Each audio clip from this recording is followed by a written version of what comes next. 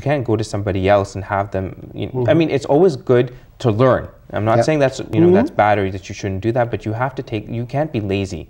Yeah. The problem is a lot of Muslims are lazy. They'll rely on somebody else rather than... Well, you're putting yourself in trouble there when you say a lot of Muslims are lazy. No, it's true though. It really is. I mean, but it's true. I mean, if you're relying on somebody else constantly to interpret something for you without you taking the time and effort to understand it yourself, you're doing yourself a disservice as well, because they might be explaining something to you that you either should have known or something you can draw a greater depth of understanding from. Yes. You see, and it sounds horrible, but unfortunately it's not horrible. It's true.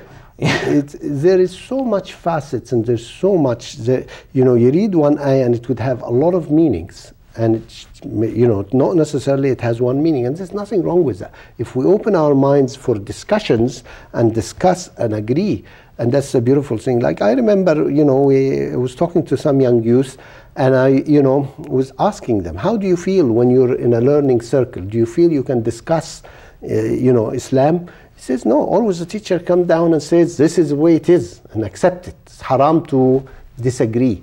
And I'm not saying we should disagree, but why not? Islam is always, أَفَلَا يَتَدَبَّرُونَ, don't they reflect, don't they think? Why can't we let our young people reflect and think? And that's what you're supposed to do. I mean, there's plenty of ayahs that say for those who know or those who understand. And you have to have that for it. The Quran is telling you to think and to reflect, and that's incredibly important, because you have to have that thought process. Don't just read it and just read it for what it is, but draw some inspiration from it. Try and understand what it's trying to tell you. I was reading a book, and it's mentioned a very important point. It said a lot of scholars these days tell you memorize the Quran, memorize the Quran.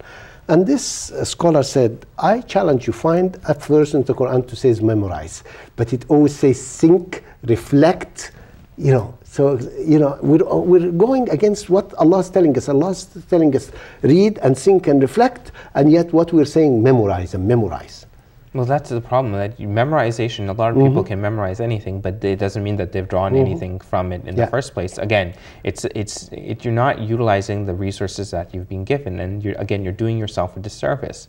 And that's most unfortunate, because you're losing a lot of knowledge and a lot of depth of understanding that can help to not only, and it's not only that, when you learn from the Quran, you're helping to grow your mind, your ability, your mental acuity from that. It's not something that's just a limited thoughts or something that you read to draw just some inspirational words from, but it's to help to develop your mind and your body. We're running out of time. This is an interesting topic. Thank you very much. Wassalamu alaikum wa rahmatullah.